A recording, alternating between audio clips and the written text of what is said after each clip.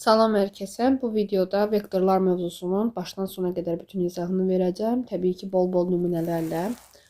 Həmçinin imtahana düşə biləcək və yaxud da indiyə qədər düşmüş olan sual tiplərinin də bəzilərini göstərməyə çalışacağam.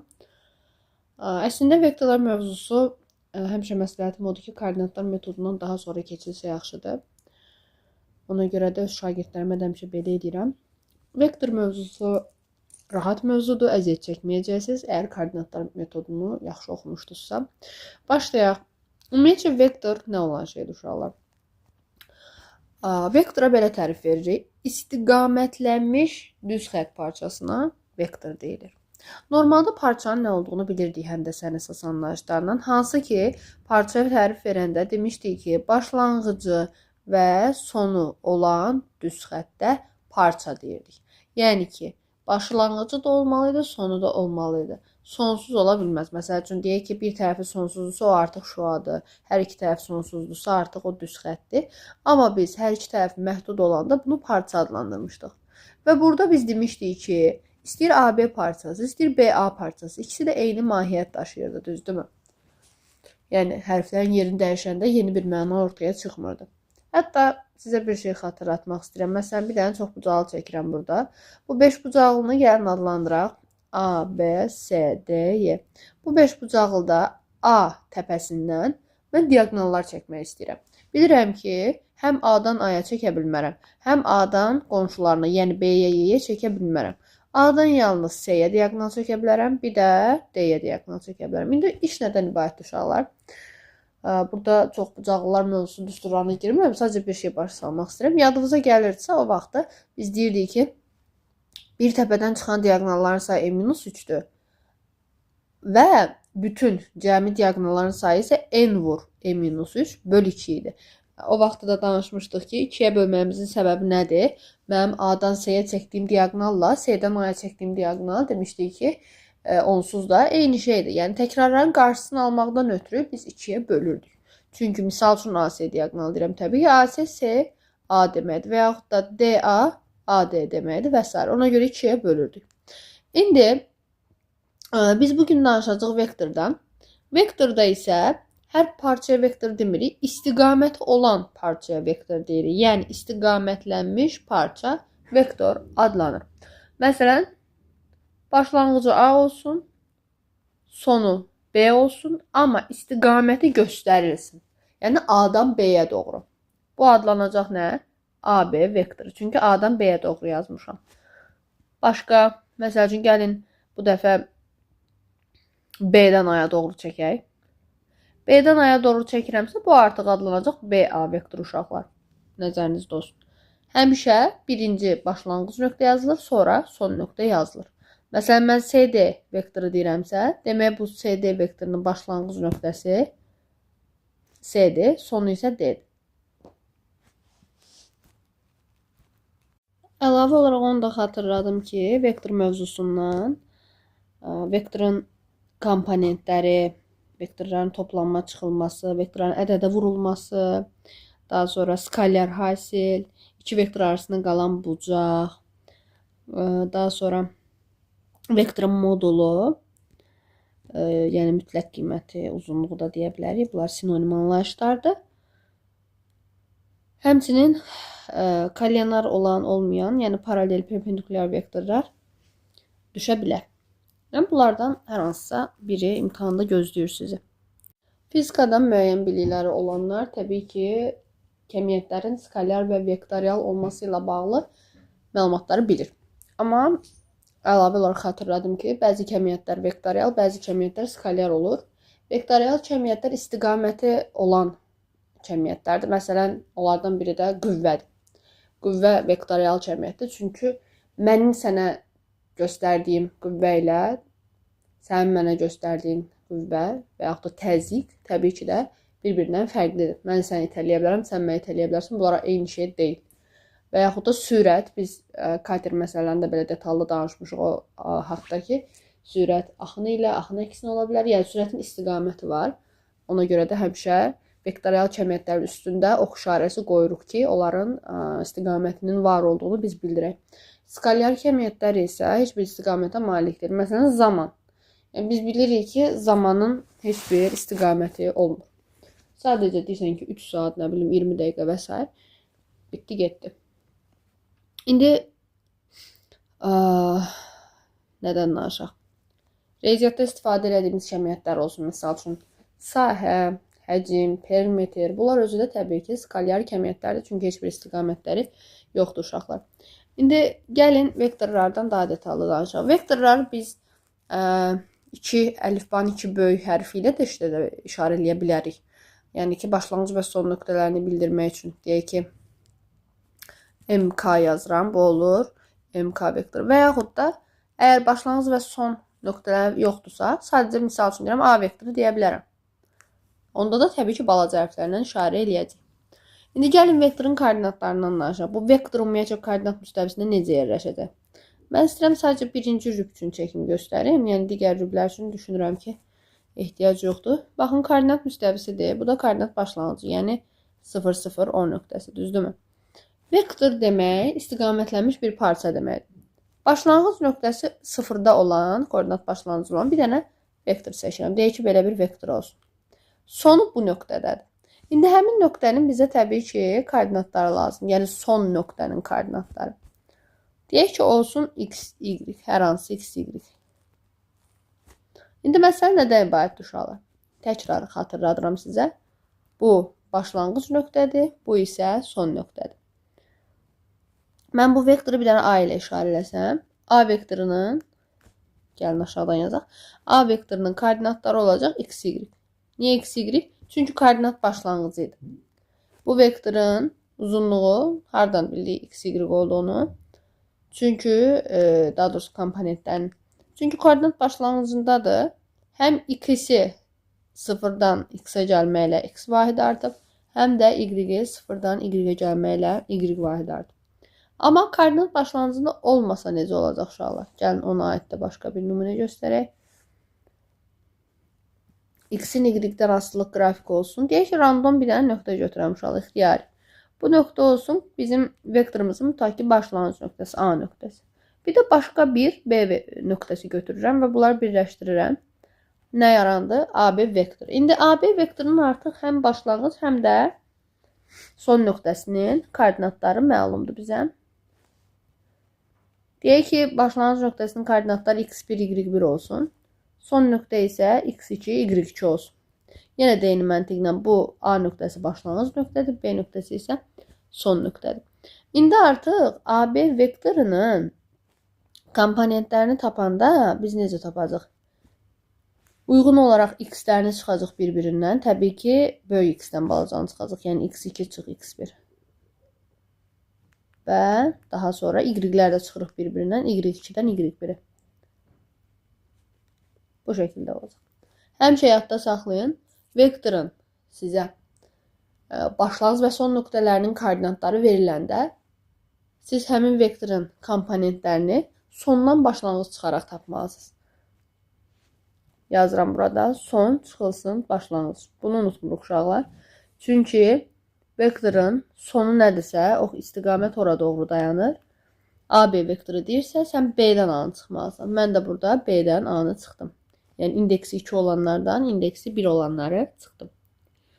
Bu belə. Gəlin nümunə yazaq. Məsəl üçün nümunə 1. Deyək ki, bizə A və B nöqtələri verib. Məsəl üçün olsun 1, 4 və B nöqtəsi olsun 5, 2. Deyirik ki, bu nöqtələrdən keçən, yəni başlanğıcı sonu B olan AB vektorunun komponentlərini tap. Necə tapacaq? Uyğun olaraq B-dən A-nı çıxmalıyıq sondan başlanğıcı, düzdürmü? Onda B-nin koordinatlarından A-ları çıxacam. B-nin x-indən A-nın x-ini çıxacam. Yəni olacaq 5 çıx 1. B-nin y-indən A-nın y-ini çıxacam. Yəni 2 çıx 4. Alacaq nə? AB vektoru olacaq 4 mənfi 2. İndi uşaqlar bir məsələ var. Bəs BA vektoru soruşulsaydı. BA vektoru soruşulanda da artıq sondan başlanğıc çıxanda mən A'dan B çıxmalıyım, düzdürmü? Ona görə 1-dən 5 çıxıram, 4-dən 2 çıxıram. Yəni nə almış oldum BA vektorunu? Komponentləri olacaq mənfi 4 və üzr istəyirəm, burada çıxma qoymalıydım. və 2. Burada nə müşahidə edirik? Baxırıq ki, sən demə AB vektoru ilə BA vektoru bir-biri ilə əks imiş. Həqiqətən də fikir versiniz, komponentlərdə bütün koordinatları əksinə yazılıb. Onda biz yaza bilərik də AB vektoru bərabərdir mənfi BA vektoruna. Yəni, sadə dillə desək, vektorda başlanğıc və son nöqtənin yerini dəyişdirsəm, onlar bir-birinə əks olmuş olur. Hərflərin yerini dəyişəndə onun mənfisi yaranmış olur. Məsələn, mən desəm ki, əgər, gəlin AB ilə yazmayaq, ta ki, MN ilə yazaq. Deyirəm ki, MN vektoru, ta ki, 7 mənfi 3-dür. Düzdürmü? Səndən sorursam NM vektorunu, sən dərhal deməlisən ki, mənfi 7, 3. Hər iki koordinatı əksinə işarəsini dəyişdirirəm. Davam eləyək uşaqlar. Uzunluğu eyni olan vektorlar. İki cür olur uşaqlar uzunluğu eyni olan vektorlar. Bir bərabər vektorlar var, bir də əks vektorlar var. Bərabər vektorlar istiqaməti eyni olanlara deyilir. Əks vektorlar isə istiqamətləri əks olanlara deyilir. Bəs bu nə deməkdir? Qayda hissəsi deyil, bizə vizual olaraq da lazımdır. Məsəl üçün, mən bir dənə vektor çəkirəm. Deyək ki, olsun A vektoru. Təxmini uzunluğu, məsəl üçün, deyək ki, indi bunun 3 cm-dir, düzdürmü?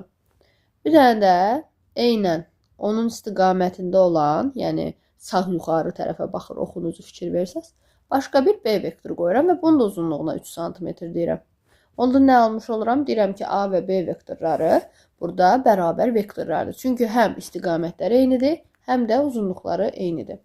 Bir də var ki, əks vektoru. Əks vektorların da uzunluğu eyni olur. Yəni, hər ikisi 3 cm olacaq. Amma ki, burada artıq istiqamətlər əksinə olur. Məsələn, deyək ki, mən burada A vektoru çəkirəm. Uzunluğu olsun 3 cm. Artıq B vektorunun istiqaməti ondan əks olmalıdır. Deyək ki, bu şəkildə. Hansı ki, uzunluq eyni olur. Dəyişən sadəcə nədir? İstiqamət. Əksinə. Biri sağa baxanda, o biri sola baxır, məsəl üçün. Bu nəzərinizdə olsun. Daha sonra gəlib çıxdıq uşaqlar vektorun moduluna. Uşaqlar, yadınızda saxlayın ki, vektorun modulu, uzunluğu, mütləq qiymət, üçü də eyni məna ifadə edir. Üçü də bir-birinə sinonimdir. Ən çox modulu sözü istifadə olunur, amma uzunluq, mütləq qiymətdə təbii ki, görəcəksiniz. İçlərində ən az görülən mütləq qiymət sözüdür. Mən çoxdan aza doğru düzmüşəm. Gəlin bununla da tanış olaq. Bunun hardan gəldiyi ilə bağlı görək nə edə bilərik. Təbii ki, bunun izahı koordinatlar metodunda öyrəndiklərimizə əsaslanacaq. Mən tutaq ki, baxın, bayaq necə ki 2 şəkil seçmişdim, 2 dənə koordinat müstəvisində. İndi yenə də eyni şey eləyəcəm. Baxın, koordinat başlanğıcı, yəni 0, 0, O nöqtəsi deyək də. 0, 0 nöqtəsindən başlayan bir dənə vektor çəkirəm. Deyək ki, bunun ucu da olsun, misal üçün A nöqtəsi. İndi həmin A nöqtəsinin koordinatları x olsun, bu birisi də olsun y. İndi məsələ nədən ibarətdir? Mən tapmaq istədiyim şey nədir? Tapmaq istədiyim bu A vektorunun uzunluğudur. Bilim ki, neçə santimetr, neçə millimetrdir. Uzunluğunu axtarıram, düzdürmü? Burada yarandı düzbucaqlı bir üçbucaq. Düzdürmü? Hər şey bu düzbucaqlı üçbucağın ətrafında dönür uşaqlar. Söhbət bu düzbucaqlı üçbucaqdan gedir. Demək, burada siz düzbucaqlı üçbucağın koordinatlarını tapa bilərsiniz. Əgər burada 0-dırsa, 0-dan x-ə qədər olan məsafə bilirəm ki, x deməkdir. Eyni məntiqlə düşünsək, eynən buradan da bura qədər olan məsafə y olacaq. Koordinatlar x, y-dirsə, hipotenuzu tapa bilərik. Gəlin bu vektoru bir dənə A vektoru işarə eləyək. Onda mən A vektorunun kvadratı bərabərdir. Pifagor tətbiq eləyərək yaza bilərəm. X-in kvadratı üstə gəl y-in kvadratı. Onda A vektorunun kökün hər iki tərəfdən kökün alası olsam, olacaq kök altında x kvadrat üstə gəl y kvadrat. Bilirik ki, hər iki tərəfdən kök alanda, kök kvadratı atanda ifadə modulda qalmalıdır. Burada da kök alanda həmin ifadəni almış olduq. İndi uşaqlar nə demək istəyirəm? Modul oradan gəlirdi. Cüt dərəcə kök kvadratı atanda nə olurdu? İfadə modulda qalırdı. Sən demə A vektorunun modulunu tapmaq üçün onun nə etməlisən? komponentlərini kök altına kvadratlarını cəmləməlisən. İndi burada x, y kvadratlarını cəmlədik. Həmişə belə olmur əlbəttə ki. Əgər koordinat başlanğıcındadırsa belədir. Yox, əgər hər hansısa başqa bir ixtiyari nöqtədədirsə o vektorun başlanğıcı və sonu, o zaman təbii ki, həmin komponentləri tapmaq lazımdır əvvəlcə. Uyğun olaraq x-lər bir-birindən, y-lər bir-birindən çıxırıq. Sondan başlanğıcı çıxmaq qaydası ilə. Ondan sonra aldığımız komponentləri kök altında kvadratların cəmləyəcəyik. Gəlin ona uyğun da başqa bir şəkil çəkim. Deyək ki, yenə koordinat müstəvisi çəkirəm təbii ki. Bu dəfə demək hər hansısa bir nöqtə götürürəm. Bu nöqtə A nöqtəsi olsun, mənim vektorumun başlanğıc nöqtəsi. Bir də B vektoru, B nöqtəsi daha doğrusu. İndi bilirəm ki, AB vektoru budur. Yenə başlayırıq. Birinci nöqtənin koordinatları olsun x1, y1. Son nöqtənin, yəni B nöqtəsinin koordinatları isə olsun x2 və y2. İndi proses nədən ibarətdir? Bu AB vektoru 2 var. Bunun uzunluğunu tapmaq üçün mən burada düzbucaqlı üçbucaq qurmalıyam. Biraz əyri qurdum. Həmin bu düzbucaqlı üçbucaqdan faydalanacaq.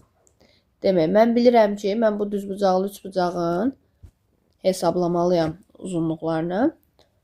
Necə eləyirik? Gəlin yazaq düsturu kimi çıxaraq. AB vektorunun uzunluğu, yəni modulu bərabər olacaq kök altında komponentlərinin fərqi, yəni x2 çıx x1-in kvadratı üstəgəl y2 çıx y1-in kvadratı. İndi xatırlayaq bu düsturu necə çıxara bilərik? Biz bayaq yuxarıda da izah elədik. Düzbucaq, üçbucaq Pifaqor qaydasına görə. Mən bilirəm ki, katetimin biri y2 çıx y1-dən eynidir. Onda bu katete y2 çıx y1 yazıram. Təbii ki, böyükdən kiçik çıxmalısın ki, tərəf mənfi olmasın. Ona görə y2-dən y1 çıxıram. Eyni zamanda bu katet bilirik ki, buradakı fərqə bərabərdir. Yəni x2 çıx x1 deməkdir. İndi mən onda Pifaqora görə AB vektorunun kvadratı bərabərdir x2 çıx x1-in kvadratı üstəgəl y2 çıx y1-in kvadratı yaza bilərəm. Hər iki tərəfdən kök alası olsam, təbii ki, yuxarıdakı düstur alınmış olur. Burada çətin heç bir şey yoxdur uşaqlar. Gəlin indi iki müxtəlif suala baxaq bu son yazdığım iki qaydaya əsasən. Yazaq nümunə 2.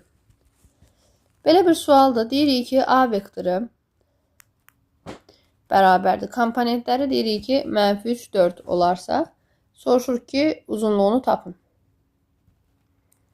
Uzunluğunu tap və yaxud da modulunu tap. Eyni şey deməkdir. Yazırıq ki, modulda A vektoru bərabərdir. Kök altında uyğun olaraq onların kvadratlarını cəmləyəcəyik. -3-ün kvadratı üstəgəl 4-ün kvadratı.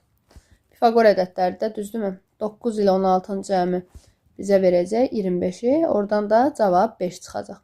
Bu qədər asan. Və təbii ki, də uşaqlar unutmayaq ki, təbii ki, AB vektoru ilə BA vektoru bir-birinə əks olduğu üçün onların hər ikisinin modulu bərabər olur. Məntiqlə düşünək də birinin uzunluğu nədirsə o birisinin uzunluğu da eyni şeydir. Ümumiyyətlə bunlar sadəcə əks vektordur. Uzunluğu eyni olub, istiqamətləri bir-birinə fərqlənən. Hansı ki, bir dənə xatırladaq, yuxarıda baxın. Burada danışmışdıq əks vektor. Əks vektor o deməkdir də. Məsələn, biri AB-dirsə, o birisi BA olsun.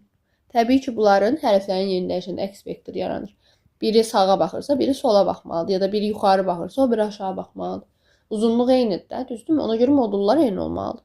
Amma təbii ki, dəyişən sadəcə onların istiqamətidir. Bu yadınızdan çıxmasın, yəni. Növbəti nümunə 3. Belə bir sual yazıram. A nöqtəsini verirəm. Demək, olsun 1, 12 və B nöqtəsi olsun 9, 6. Deyirik ki, bu nöqtələr olarsa, mən soruşuram AB vektorunun modulunu, yəni uzunluğunu. Bərabər sual.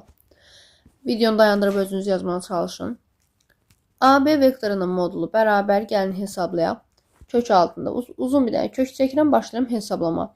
Biz nə demişdik? Uyğun olaraq koordinatlar x-ləri, y-lər bir-birindən çıxıb kök altına kvadratdan cəmləməliyəm.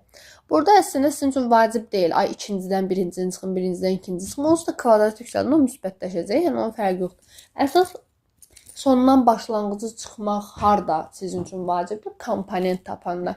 Məsələn, sən AB nöqtəsi verib, başlanğıc son nöqtəni deyirsə ki, əgər AB vektorunu tap ya da BA vektorunu tap, komponentləri istəyəndə, yəni komponent dediyim nədir? Belə yazılır, və yaxud da belə yazılır, bax onu demək istəyirəm. Bu şəkildə istəyirsə, onda təbii ki, vacibdir sondan başlanğıc çıxmaq qaydası. Amma bunun üçün vacib deyil. Nə etməliyəm? Gəlin baxaq, 9-dan 1-i çıxıram, kvadrata yüksəldirəm. 6-dan da 12-ni çıxıram, kvadrata yüksəldirəm. Fikir ver, həqiqətən də birində mənfi oldu, birində müsbət mötərizəncisi. Onun heç bir fərqi yoxdur. Kök altında 8-in kvadratı üstə gəl mənfi 6-ın kvadratı. Yəni elə 6-ın kvadratı. Olacaq kök altında 64 ilə 36-nın cəmi, yəni 100, cavab olacaq 10. Növbəti. Danışaq uşaqlar vahid vektor anlayışından.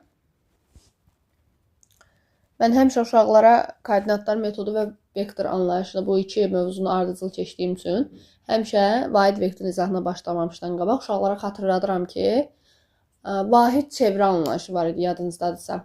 Birazcıq gəlin o mövzuya qaydaq, nə də olsa bir-birindən çox əlaqədardır. Sonra vahid vektorun izahını verərik. Vahid çevrə nə idi? Gör, yadıma düşürmü, özün xatırlaya bilirsənmi? Ümumi şəkildə çevrənin tənliyi biz bilirdik ki, bu şəkildədir. Həmişə bərabər insanında radiusun kvadratı olurdu. Burada AB nə idi? Çevrənin mərkəzi nöqtəsinin koordinatları. X, Y isə çevrənin üzərində olan ixtiyari nöqtədir. R-dəki təbii ki, radiusdur. İndi məsələ nədən ibarətdir? Vahid çevrə radiusu 1-ə bərabər olan və mərkəzi də koordinat başlanğıcında olan çevrəyə deyilirdi. Mərkəzi koordinat başlanğıcında olan.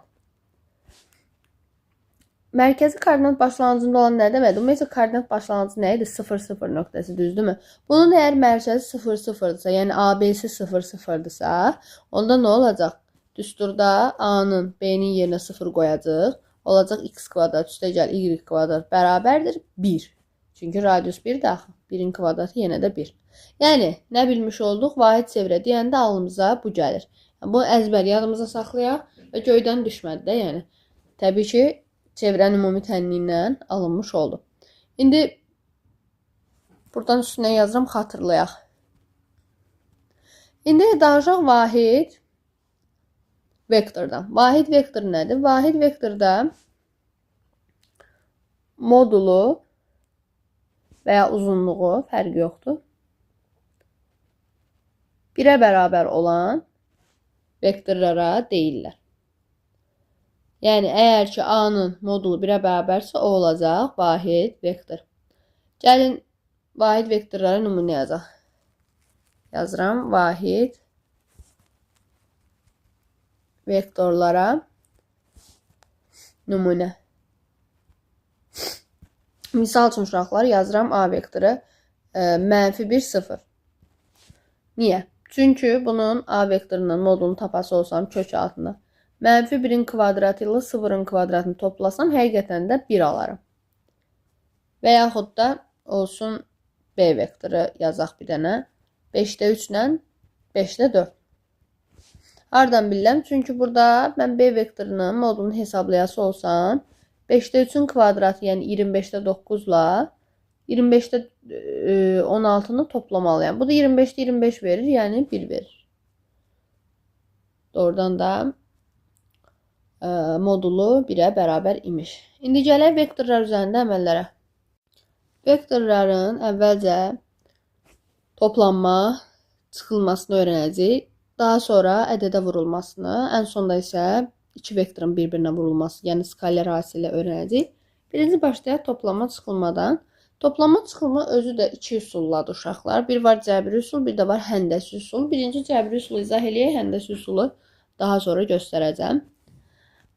Uşaqlar, burada qayda uzun-uzadı yazıb danışmaq istəmirəm. Nümunələr üzərində işləmək istəyirəm. Ona görə yazıram nümunə 4. Demək, iki dənə sizə vektor verilsə, onlar toplanması, çıxılması ilə bağlı nəsə soruşsa necə eləyəcəksiniz? Bir sualla hər ikisini öyrənəcəyik. Baxın. A vektorunu tutaq ki, verirəm 5, 1 və B vektorunu da verirəm 3, 0. Gəlin indi bunu, bu iki vektoru həm toplayaq, həm çıxaq. A ilə B-ni əvvəlcə toplayaq. Uşaqlar, toplayanda uyğun olaraq x-ləri 1 toplayırsınız, y-ləri 1 toplayırsınız. Yəni, yazıram ki, 5 ilə 3-ün cəmi, 1 ilə 0-ın cəmi. Alınacaq 8, 1. Bitdi. Sən demə cəmi 8, 1 imiş. İndi baxaq fərqinə.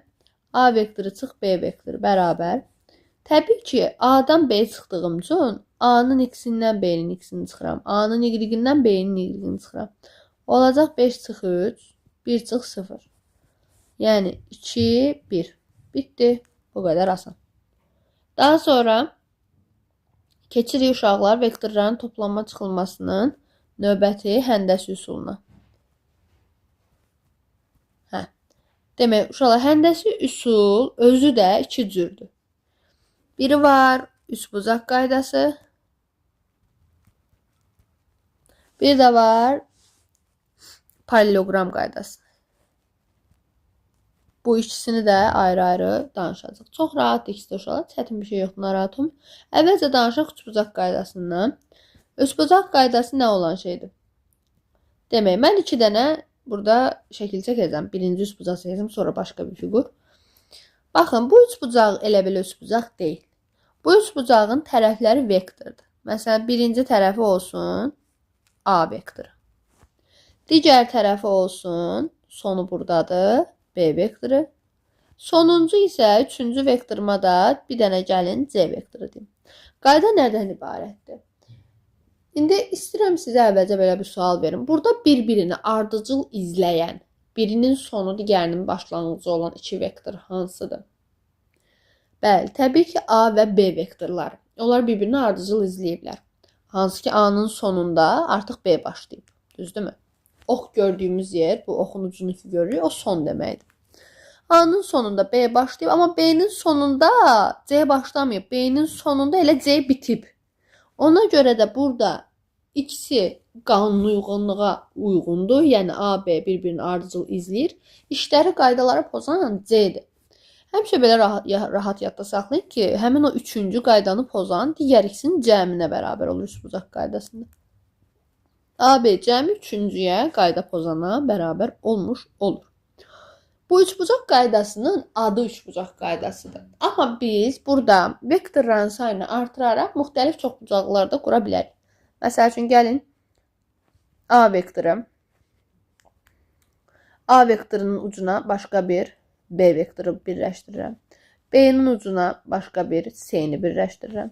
Son olaraq da C-yə məsəl üçün bir dənə də D birləşdirim. Ən axırda bir-birini bunlar ardıcıl izləyib, bunlar idealdır. Ən axırda oyunbozanlıq eləyib A-la D-ni birləşdirirəm. Burada qaydanı pozan kim oldu? Əlbəttə ki, sonuncu yazacağım. Deyək ki, Y vektoru olsun. Y vektoru burada oyunları pozduğu üçün deyirəm ki, Y vektoru bərabərdir digər hamısının cəminə. A, B, C və D vektorlarının cəmini. Bu da yəni üçbucaq qaydasına aid olan nümunə sayılır. Baxmayaraq ki, şəkil özü üçbucaq deyil, hər hansısa bir çoxbucaqlıdır. Üçbucaq qaydası belə uşaqlar. Keçək parallelogram qaydasından. Parallelogram qaydası da əslində maraqlıdır. Uşaqlar bəzən əziyyət çəkirlər, amma bu qaydanı bilsəz, siz əziyyət çəkməyəcəksiniz. Mən burada 2 dənə parallelogram çəkəcəm.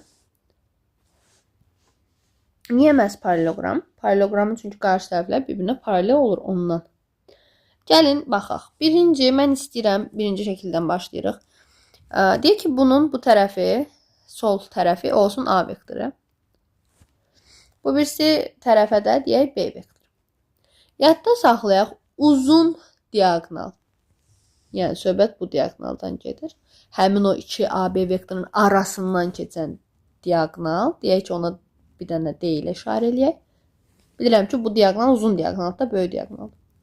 Həmin AB katetlərinin, üzr istəyirəm, tərəflərinin cəminə bərabər olur. Bir də var, yenə eyni məntiqlə, baxın, hər şey eynidir. A-nı bura qoyuram, B-ni bura qoyuram. Bu dəfə isə digər diagonalla işləyirəm. Digər diaqonal da təbii ki, onu da elə bir dənə D ilə işarə eləyək. Digəri isə artıq onların fərqi olacaq. Yəni A vektoru çıx B vektoru. Səbəbi bilirsiniz nədir? Gəlin mən sizə səbəbini başa salım. Bu fərq söhbətini. Səbəb odur ki, burada normal qaydaya qalsa, tutaq ki, heç D-nin nə olduğunu bilmirik. Deyək ki, heç hələ ki bunu bilmirik, düzdürmü? Neyniyərəm? Mən bilirəm ki, bir-birini ardıcıl izləyənlər burada B ilə D-dir. Qaydanı pozan A-dır, düzdürmü? Bir-birini ardıcıl izləyənlərin cəmi qayda pozana bərabər idi. Yəni A-nın qiyməti B ilə D-nin cəminə bərabər olmalıydı, düzdürmü? İndi mən burada D-ni axtarıramsa, D-ni tapmaq üçün nə edəcəm? A-dan çıxacam B-ni. Çünki B sola keçəndə çıxma oldu. Bitdi. Bu qədər. Fərq oradan gəlir yəni. Həmin bu düstur oradan gəlir. Üçbucaq qaydasından gəlir. Yəqin ki, bildiniz də söhbət hansı üçbucaqdan gedir? Bu üçbucaqdan gedir. Bu üçbucaq üçün həmin üçbucaq qaydasını tətbiq eləmiş oldum. Yəni əslində paralleloqram qaydası elə üçbucaq qaydasından gəlir.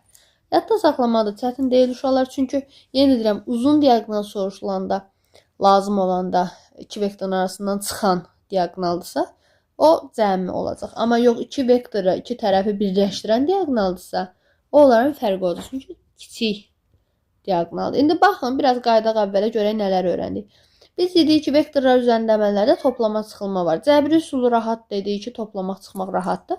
Həndəsi üsulu da artıq həm üçbucaq qaydasını, həm paralleloqram qaydasını öyrəndik. Yəni toplama çıxma ilə bağlı hər şeyi öyrəndik. İndi keçirik vektorlar üzərində digər əməllərə. Yəni ikinci əməl. İkinci əməl vektorun ədədə vurulmasıdır. Yazaq. Vektorun ədədə vurulması. Uşaqlar, vurulma ilə bağlı vektorlarda iki dənə şey var. Biri var vektoru ədədə vurmaq, bir də var iki vektoru bir-birinə vurmaq. Vektorun ədədə vurulması necə olacaq? Təbii ki, nümunə üzərində gəlin danışaq. Deyək ki, nümunə 5. Məsəl üçün, bir dənə A vektoru verəcək sənə 1, 3. Düzdürmü? Deyəcək ki, 4 A-nı tap. Yəni, bu olarsa A-nı verəcək. Mən 4 A-nı istəyirəm səndən. 4 A-nı istəmək nə deməkdir? Uyğun olaraq A-nı koordinatlarını 4-ə vurmaq deməkdir. Yəni 4A bərabərdir. 4 vurulsun 1, 3 deməkdir. 4-ü 1, 3 koordinatlarına vuranda elə bir mötərizənin çöndəkini içəri vurub açırsan. Hər birisini təbii ki. 4-ü 1-ə vururam 4. Bir dəfə də 4-ü 3-ə vururam 12. Yəni yeni 4A vektorum olacaq 4, 12. Bu qədər asan. Təbii ki, burada ədəd istənilən həqiqət ədəd ola bilər, köklü də olar, nə bilim, tam ədəd olar, kəsir olar, heç bir qorxusu yoxdur. Məsəl üçün, gəlin baxaq, tutaq ki, B vektoru verirəm, bunu da yazaq nümunə 6. Deyək ki, B vektoru verirəm, 8-də 3, bir də mənfi 5-də 1. Və soruşuram ki, məsəl üçün, olsun elə 40. Mənfi 40 B vektorunu tap. Neyniyəcəm? Hər birisini mənfi 40-a vuracam. Yəni mənfi 40 vurulsun. B-nin yerini yazıram. 8-də 3, mənfi 5-də 1. Mənfilərdə diqqətli olaq. Mənfi 40-ı 8-də 3-ə vuranda 40 ilə 8 ixtisar gedəcək. Olacaq mənfi 15. Daha sonra mənfi 40-ı mənfi 5-də 1-ə vuranda da eləyəcək müsbət 8. Qutardı getdi. Bu qədər asan. Və unutmayaq ki, bir də onu deyim uşaqlar. Əgər bir vektor əvvəlki vektoru nəyəsə vurmaqla alınıbsa, o vektora bir-birinə paraleldir. Məsəl üçün, mən əvvəldə dediyim A vektoru ilə sonda aldığım bir-birinə paraleldir. Və ya burada yazdığımla sonda nəyəsə vurmaqla aldığım vektor bir-birinə paralel olur həmişə. İndi növbəti addıma keçirik uşaqlar. Üçüncü addım. Üçüncü addım artıq vektorların skalyar hasilləridir. Vektorların skalyar hasili nə deməkdir? İki vektoru bir-birinə vurmaq deməkdir. Uşaqlar, gəlin birinci qaydanın düsturu sizə başa salım. A vektoru ilə B vektorun skalyar hasili demək nə deməkdir? Uyğun olaraq onların koordinatlarını vurub toplamaq deməkdir. Əgər bizim deyək ki, A vektorumuzun koordinatlarını x1, y1 veriblərsə, və B vektorumuzun da koordinatlarının x2, y2 veriblərsə, onda nə etmək lazımdır? Buranda uyğun olaraq onların x-lərini 1 vurursan, y-lərini 1 vurursan və toplayırsan. Yəni düstur bu formada olur. x1 vur x2, üstə gəl, y1 vur y2. Məsəl üçün, gəlin nümunə yazaq. Nümunə 7. Deyirəm ki, A vektoru 2 mənfi 1-dir və B vektoru 4 3-dür, düzdürmü? Səndən də soruşuram ki, bunlar olarsa, mənə AB skalar hasilini de. Bu arada onda demiş uşaqlar, AB demək, BA demək eyni şeydir ha. Yəni vurğulan yerini dəyişəndə hasil dəyişmir. Onda uyğun olaraq baxın, x-ləri bir-birinə vururam. 2 vur 4, üstə gəl. Mənfi 1 vururam 3-ə. Mənfi 1 vur 3. Olacaq 8 çıx 3, yəni cavab olacaq 5. Bu qədər asan. Çətin bir heç nə yoxdur burada. Bu uşaqlar vektorun skalar hasilinin klassik düsturudur. Nə mənada klassik? Yəni bucaqla bağlı olmayan ən elementar, ən basic düsturudur. Bir də skalar hasilinin ikinci bir düsturu daha var. Gəlin ona baxaq. Burada bir qeyd kimi yazacağım indi. Yazdığım qeydi oxuyun. Əgər iki vektor arasında qalan bucaqla bağlı nəsə verilib və ya soruşulursa, o zaman skalar hasilin bu düsturundan istifadə edəcəyik. A vektoru vurulsun, B vektoru bərabərdir. Modulda A vur, modulda B vur, kosinus alfa. Bu düstur da skalar hasil tapmaq üçündür. Sadəcə koordinatlar verəndə bayaq yuxarıda danışdığımız düsturdan istifadə edəcəyik. Yəni x-ləri y-lər vurub toplamaq. Yox, əgər aralarında qalan bucaqla bağlı nəsə soruşursa və yaxud da nəsə deyirsə, özü məlumat verirsə, o zaman bu düsturdan istifadə edəcəyik. Təbii ki, A modulu, B modulu necə tapılır? Artıq biz onu öyrənmişik. Kök altının kvadratlarını cəmləmək vasitəsilə tapırdıq. Məsəl üçün, bu arada bucaq deyəndə nə başa düşülür? Onu da çəkim göstərim. Məsələn, A vektoru bu olsun. B vektoru da bu olsun. Arada qalan bucaq deyəndə alfa deyəndə bunu nəzərdə tuturuq. Əlbəttə ki, burada alfanın müxtəlif vəziyyətləri var. Yazaq. Alfa əgər iti bucaqdırsa. İti bucaq nə deməkdir? 0 ilə 90 arasında.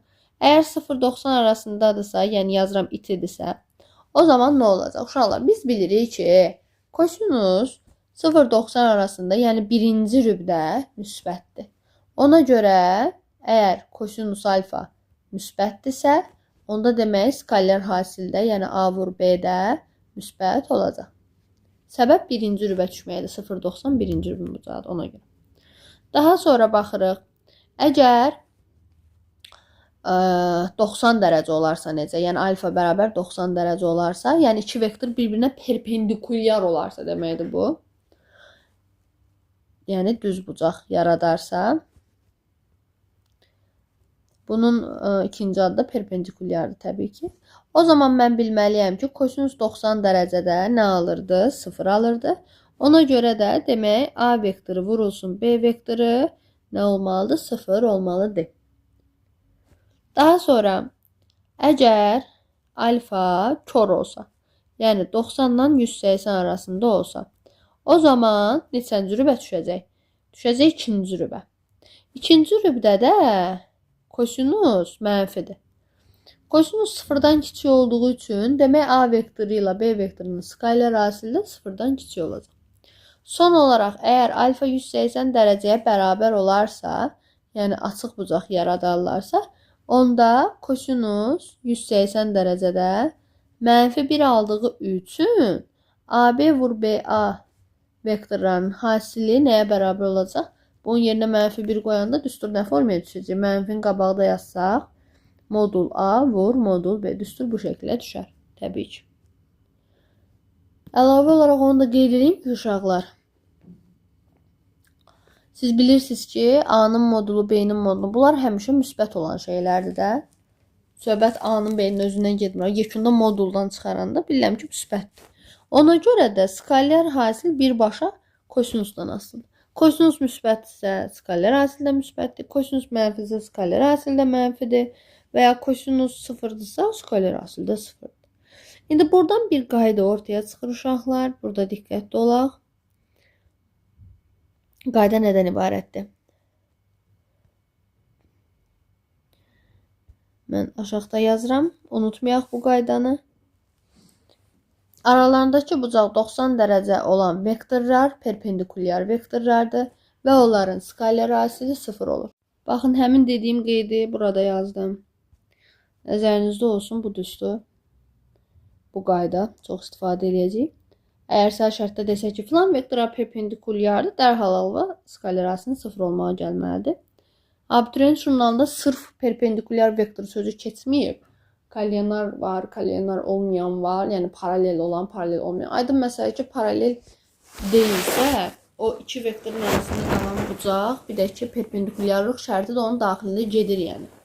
Ona görə siz bunu nəzərdən qaçırmayın.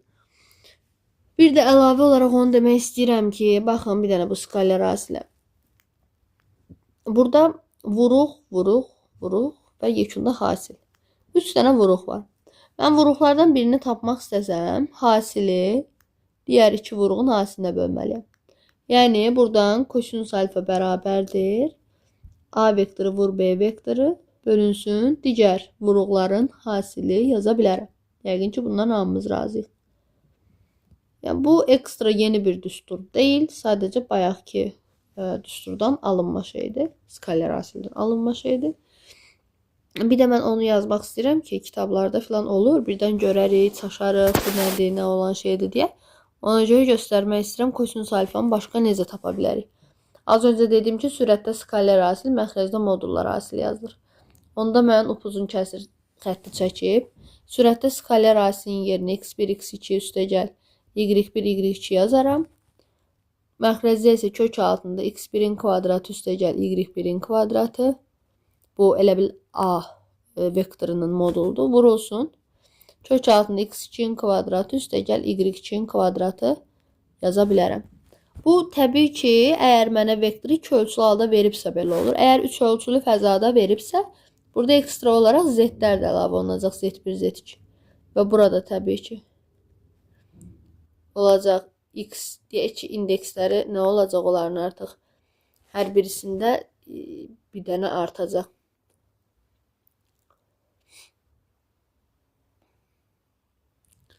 Z-ləri mən ayrıca niyə vuruq yazdım? Kökün altında uzadım da, hərəsini uzadım. Üstəgəl z1-in kvadratı və üstəgəl y z2-nin kvadratı bu şəkildə. Z-lər əlavə olunacaq. Yəni, eyni düsturdur, sadəcə z-lər əlavə olunur. Gəlin növbəti nümunəyə baxaq. Nümunə 8-dir, səhv eləmirəmsə. Deyir ki, A vektoru kök altında 100, 0 və B vektoru kök altında 3, 1 olarsa, deyir, arasındakı bucağı tapın. Bu arada arasındakı bucağı istəyir məndən. Yəni, arasındakı bucağın kosinusu, sinusu və s. də istənilə bilərdi. Amma sırf bucağın özünü istəyir, yəni alfa. Neçəsə dərəcə almalıyam axırda, tamam mı?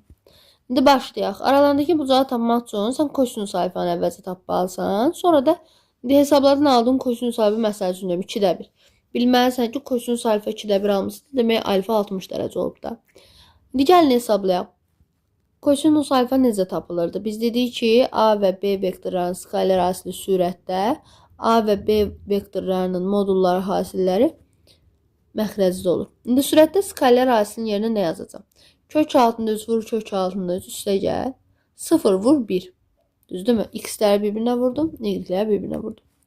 Məxrəcdə isə kök altında. A-nın modulunun yerinə kök altında 3-ün kvadratı üstə gəl 0-ın kvadratı yazıram. Zaten 0 eləyəcək. Vurulsun. B-nin modulunun yerinə kök altında 3-ün kvadratı üstə gəl 1-in kvadratı, yəni 1 yazıram. Təbii ki, sürətdə bilirəm 0-ı 1-ə vuranda onsuz 0 edir. Kökdə 3-ü kökdə 3-ə vuranda 3. Məxrəcdə isə kök altında 3-ün kvadratı 3 eləyir. Olacaq kökdə 3. Burada isə kökdə 3-ün kvadratı 3-dür. Üstə 1 gəlində 4. Kökdə 4-dən də 2 çıxır. Birbaşa yazıram. Bunu da irrasionaldan azad eləyəsi olsaq kökdə 3 bölü 2 eləyəcək. Düzdürmü? Çünki 1 bölü kökdə 3 demək elə kökdə 3 bölü 3 deməkdir. İndi nə almış olduq? Almış olduq ki, kosinus alfa kökdə 3 bölü 2'ymiş. Demək alfa neçə dərəcəymiş? 30 dərəcə. Çünki kosinus 30-da kök düz bölü 2 alır. Bu qədər bəsdir. Daha sonra danışaq uşaqlar paralel vektordan. Paralel vektorun ikinci bir adı da kollineardır. Nəzərinizdə olsun. Kollinear vektor əslində bu əvvəllər aktual idi. Bir müddət çox yığışdırdılar. Yəni kollinear sözünü görmürdük kitablarda falan. Demək olar ki. Amma yenə də indi kollinear sözü aktualdır. Yəni paralel görmürsüz, daha çox kollinear görürsüz. İkisini də görə bilərsən, amma bil ki, ikisi də eyni şeydir, tamam mı? Yəni yaddan çıxmasın, biabır olar. İndi paralel vektorlar. Baxaq. Biz bayaq perpendikulyar vektorlardan danışdıq. Dedik, skaler asilləri 0 olurdu. Səbəb nədir? Onların arasındakı bucaq, yəni alfa 0 olan 90 olanda kosinus 90-da 0 aldığı üçün skaler asili 0-a bərabər olurdu. İndi paralel vektorların da şərti nədir? Deyirik ki, əgər A vektoru, deyək ki, koordinatları x1, y1 və B vektoru koordinatları olsun x2, y2. Əgər bunlar bir-birinə paraleldirsə, onda bir şərt var, o ödənməlidir. Hansı şərt? Deyirsən ki, x-lərin nisbəti bərabər olmalıdır y-lərin nisbətinə. Bunu da əslində mən bayaqları vektorun ədədə vurulmasında əslində dedim. Dediyi vektor ədədə vurulanda yeni bir vektor alırıq da, düzdürmü? Həmin o əvvəlki vektorla ədədə vurandan sonra aldığın vektor bir-birinə paralel sayılır. Çünki sən hər hansısa bir k ədədinə vuraraq almısan və bu nisbət həmin o k-ya bərabərdir, vurduğun ədədə. İndi bunun k hissəsi lazımdır. Sənə lazım olan hissəsi bu olacaq. Təbii ki. İndi burada məsələ nədən ibarətdir? Əgər sənə verilən vektorun hər iki komponentini müsbət bir ədədə vurmusansa, onda həmin əvvəlki vektordan eyni istiqamətdə olan vektor alacaqsan. Yox, əgər mənfi bir şeyə vurmusansa, ondan əks istiqamətli bir şey alacaqsan, əlbəttə ki. Məsəl üçün, indi bura yazıram. Danışaq ondan da, onunla bağlı. Biraz boş yer qoyuram nümunə yazmaq üçün. Məsəl üçün, olsun nümunə 10, nümunə 9-a başqa şey yazacağım çünki. Məsələn, deyək ki, olsun A vektoru, olsun 3, 4. Mən nə edirəm? A vektorunu götürürəm, vururam hər bir komponentini müsbət bir ədədə. Məsəl üçün, ta ki 2-yə vururam hər ikisini müsbət ədədə. Olacaq 6, 8. Onda mən deyəcəm ki, A və B vektorları necədir bir-birindən? Eyni istiqamətlidir, yoxsa əks istiqamətlidir? Olacaq eyni istiqamətli. Yox, əgər mənə verilən vektor, deyək ki, A vektoru olsun, elə 3, 4-dən danışaq. Mən əgər B vektorunu mənfi bir ədədə vurmaqla almışamsa, A-nı vuraraq almışamsa, onda əks istiqamətli olacaq. Məsəl üçün, deyək ki, mənfi 3-ə vurmuşam. Mənfi 9, mənfi 12. Onda deyəcəm ki, A və B vektorları əks istiqamətlidir. Çünki mənfiyə vurmuşam. Ümid edirəm bu yaddan çıxmaz. İndi nəyə baxaq? Məsələn, özümdən belə bir nümunə yazdım. Deyirəm ki, A və B vektorları paralel olarsa, paralel sözünün yerinə kollinear da işlənə bilərdi. M-i tap. Nə edəcəyik? Uyğun olaraq x-in x-ə nisbəti bərabər olmalıdır y-in y-ə nisbətinə. Yazırıq ki, 4 çıx m-in 8-ə nisbəti bərabərdir 3-ün 9 olan nisbətindən. İndi nə baş verir? Bilirəm ki, 3-dən 9 ixtisar gəndə 3-də 1 eləyir də. Onda 4 çıx m bölü 8 bərabər 3-də 1 alınacaq. Çarpaz vuraq, 4 çıx m bərabər.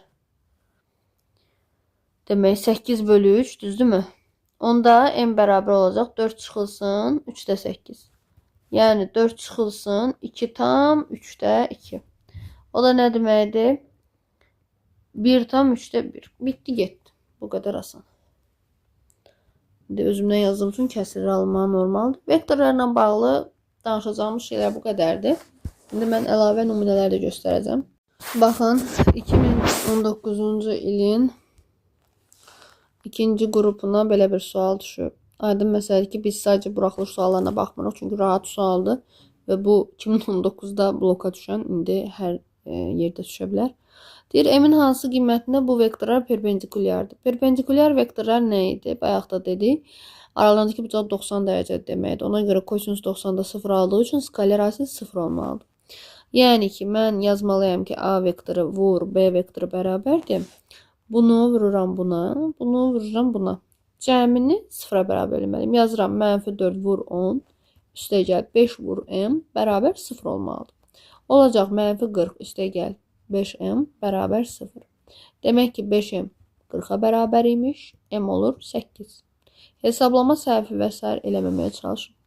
Növbəti sual, vektorların skaler hasili tələb olunur. Biz dedik ki, skaler hasilini necə tapırıq? X-ləri y-lər vurub toplayırıq. Mənfi 4 ilə 8-i bir-birinə vururam. Üstəgəl -3 ilə 9-u bir-birinə vururam. Olur 32.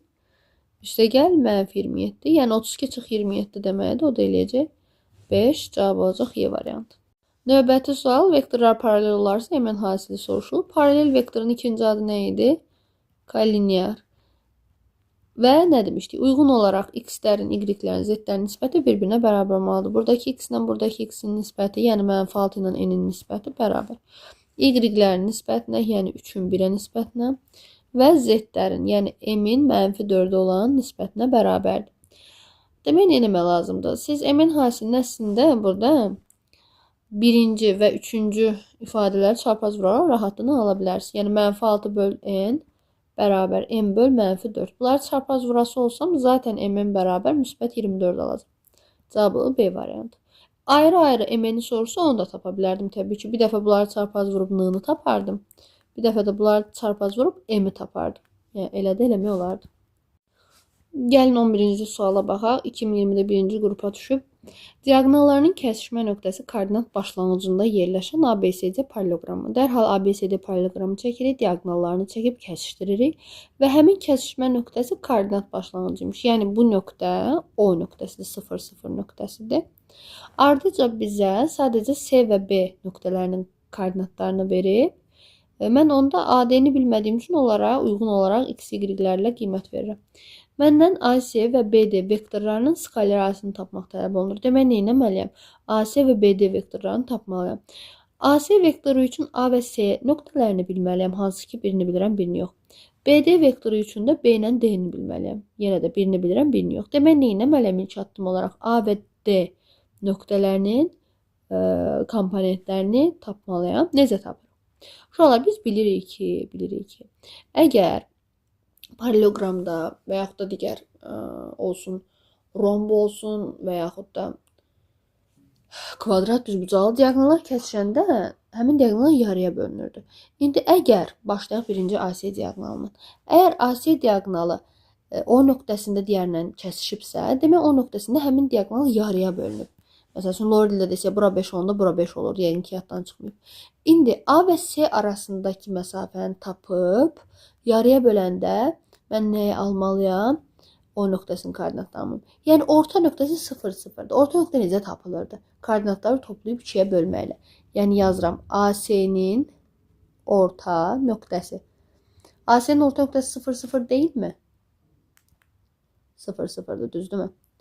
Onda nə edirəm? A və C-nin komponentlərini toplayıb 2-yə bölürəm. Yazıram x1 üstəgəl 4 bölü 2 olmalıdır 0. Buradan alıram ki, x1 üstəgəl 4 0 olmalıdır. Yəni x1 -4 olmalıdır. Şifahi də bilə bilərsiniz. Onun uşaqlar çətin bir şey yoxdur. Yəni cəmi 0 olmalıdır, bir-birinin əksində. Sadəcə detallı başlayarım. Açıq sual falan olarsa deyə. Keçək y-lərinə. Y1 ilə 5-in cəmi topla bölü 2 olmalıdır 0. Yəni y1 plus 5 0 olmalıdırsa, y1'i alırıq -5. Gözəl, A-nın koordinatlarını tapdım. Silirəm yerinə, yazıram -4 və 5. Yəqin ki, daha doğrusu -5. Bura qədər yəqin aydındır. İndi keçək ikinci prosesi. İkinci proses nədən ibarətdir? Mən artıq BD-nin orta nöqtəsini araşdırıram. Bilirəm ki, BD-nin orta nöqtəsi yenə də 0, 0'dır. Yəni, B və D-nin komponentlərini toplayıb yarıya böləndə mən nə almalıyam? 0 almalıyam. Onda belə çıxır ki, -3 ilə x2-nin cəmi 0'dır. Yəni, x2 3-ə bərabərdir. Eyni məntiqlə y2 ilə 2-nin cəmi 2 ilə y2-nin cəminin yarısı 0-dır. Yəni 2 üstə gəl y2 olur 0. Y2 də -2-dir. Ona görə də d-ni də buradan silirəm. Komponentlərini yazıram yerinə. Yəni 3 -2. Yenə də deyirəm uşaqlar, bu hardan gəldiyini başa düşəsiniz deyə belədir. Əlbəttə siz özünüz də şahidsiniz ki, nədir? Elə əksini götürməyi deməkdir. İndi mən rahatlıqla bunları silirəm və artıq AC, BD vektorlarını tapa bilərəm. Biz nə demişdik? Vektorun başlanğıc və son nöqtələri veriləndə onların komponentlərini tapmaq üçün sondan başlanğıcı çıxmaq lazım idi. Yəni AC vektoru nə olacaq?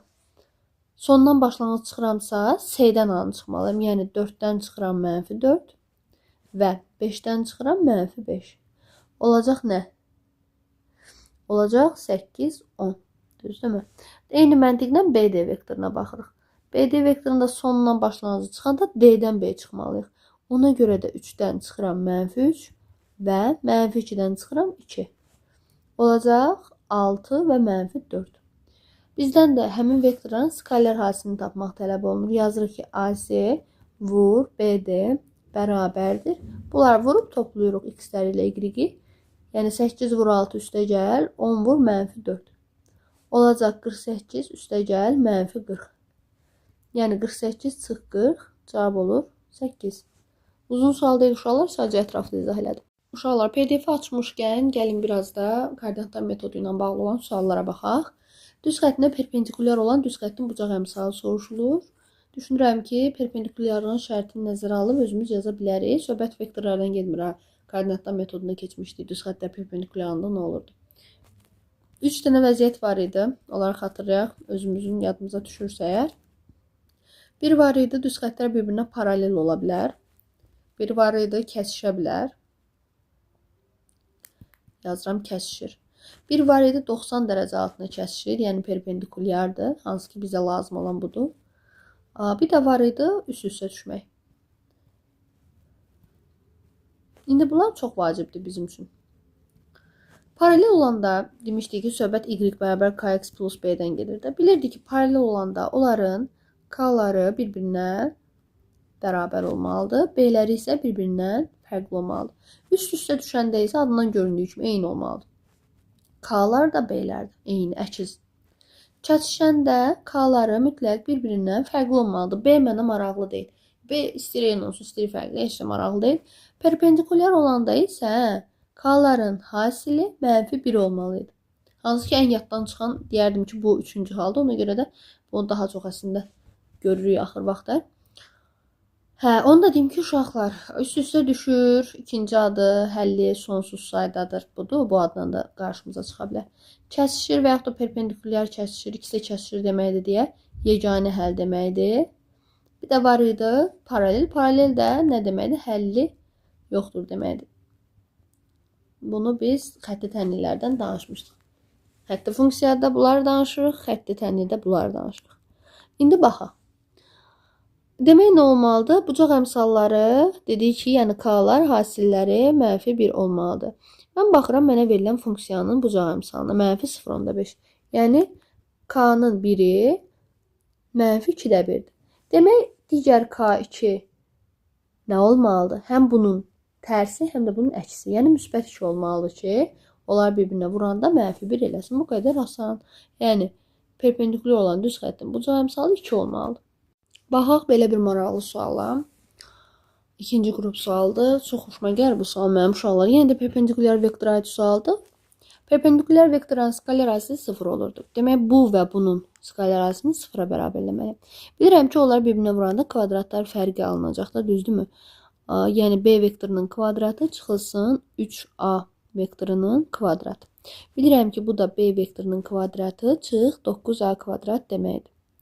Bu da 0-a bərabər imiş. Buradan nə alırıq? B-nin kvadratı 9A kvadratına bərabər imiş. Əla. İndi keçirik soruşulan şeyi tapmağa. Deyir ki, 2 vur B-nin modulu bölünsün A-nın modulunu tap. İndi burada uşaqlar nəyə əziyyət çəkir? Mən deyim. Öyrəşiblər ki, modul nə deməkdir? Komponentləri kök altına kvadratların cəmləmək. Və oturub ağlayırıq ki, aman mən komponent bilmirəm. Mən də razıyam səndən komponent bilmirsən. Sən nə biləsən B-nin A-nın x-lar, y-lər nədir, düzdürmü? Demək ki, modula o modul kimi baxmaq lazım deyil, həmin o hesablama qaydası kimi. Sən burada əlində kvadratlarla bağlı bir şey varsa, sən nə edə bilərsən?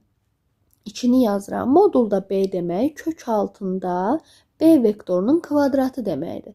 Çünki həqiqətən də kök kvadrat atanda ifadə modulda qalır. Bu anlayış kök kvadrat atanda ifadə modulda qalır. Vektorda çox işlənilir. Məxrəcdə də eyni məntiqlə modulda A-nı kök altında A-nın kvadratı kimi yazıram. İndi əvəz eləyə bilərəm. B gördüyüm yerə 9A kvadrat yazacağam. Yazıram 2 vur kök altında B kvadratın yerinə yazıram 9A kvadrat. Bölünsün kök altında A-nın kvadratı. İndi məlum məsələdir ki, 9-dan çölə 3 çıxacaq. Qalacaq kök altında A kvadratı. Aşağıda da kök altında A kvadrat. Bunlar da zaten ixtisar gedəcək. Cavab olacaq 6. Bəh. 2022-nin buraxılış sualı. Görün nə qəşəng sualdır. Asan sualı. Vektorun uzunluğu soruşulur. Yazırıq ki, modulda A bərabərdir kök altında 5-in kvadratı. Üstə gəl mənfi 12-nin kvadratı. Üstə gəl 0-ın kvadratı. Zaten onun mənası yox. Olacaq 25 üstə gəl 144. Eləyəcək kök altında 169. Oradan da təbii ki cavab 13 çıxacaq. 19-cu suala baxaq. Bu da yenə koordinatlar metodu mövzusuna aiddir. Biraz xətti funksiya yaxşı bilən uşaq, funksiyalardan anlayışı olan uşaq bunu yaza bilir. Yəni heç ehtiyac yoxdur ki, koordinatlar metodunda bunu keçsin. Çünki biz düz xəttin tənliyini əslində xətti funksiya ilə əlaqələndirmişdik.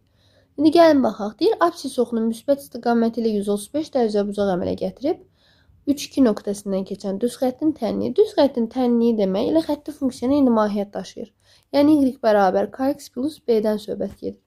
İndi məsələ nədən ibarətdir? Biz belə tapacaq tapmağında sadəcə düz xəttin tənliyi nə demək idi? Orada kəsirsiz olur. AB-lər tam ədəd olur da kəsirsiz. AX üstə gəl BY üstə gəl C şəklində olmalıdır. Bərabərliyin sanını 0 saxlamalısan. Sadəcə iş bundan ibarətdir. Rahatdır yəni. İndi gəlin baxaq.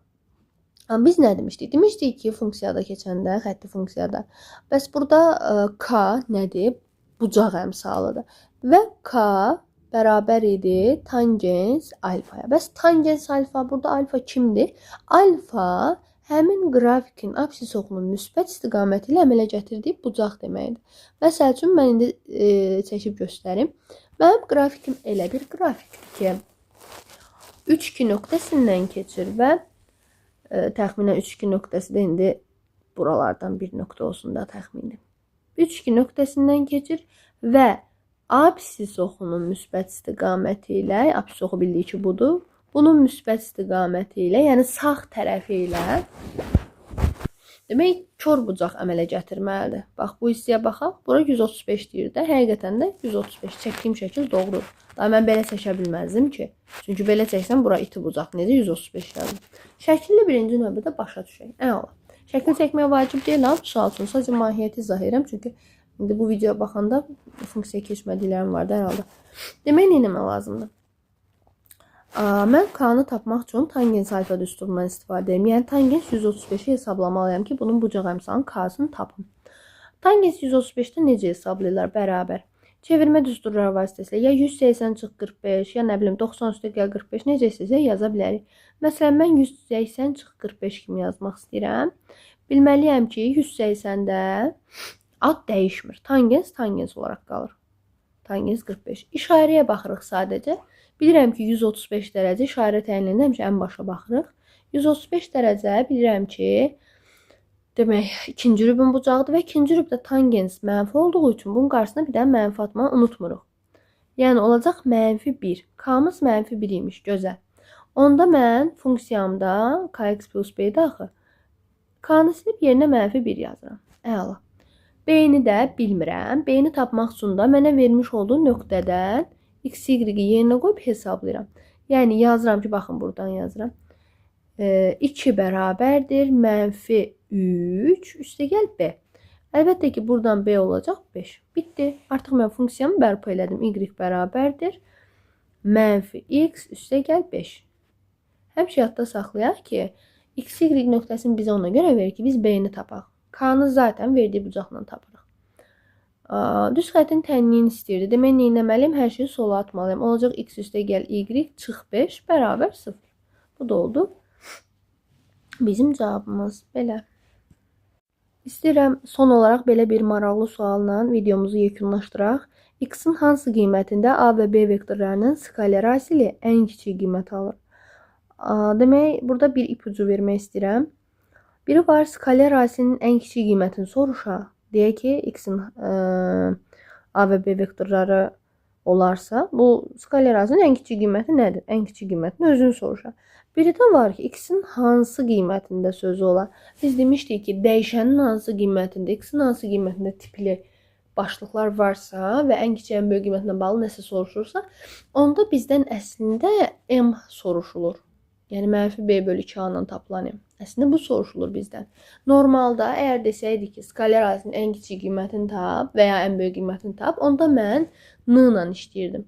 Hansı ki, düsturu 4AC çıx B kvadrat böl 4A idi və yaxud da düstursuz yollarında başa salmışdım. Amma əgər hansı qiymətində sözü varsa, onda bu üsuldan istifadə edir. Yəni M-ni tapmalıyam.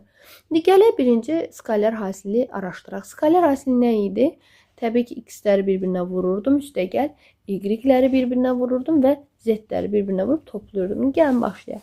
Yazırıq A vektoru vur B vektoru bərabər X vur X, yəni X kvadratı.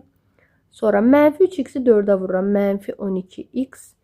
5-i X-ə vururam, 5X. İndi bunu sadələşdirəndə X kvadrat çıx 7X alındı. Bunun ən kiçik qiymətini tapmaq ayrı şeydir. Dəyişənin hansı qiymətə ən kiçik qiymət alır, onu tapmaq ayrı şeydir. Yəni çox rahatdır, elə M-in düsturu ilə geçsə yaxşıdır.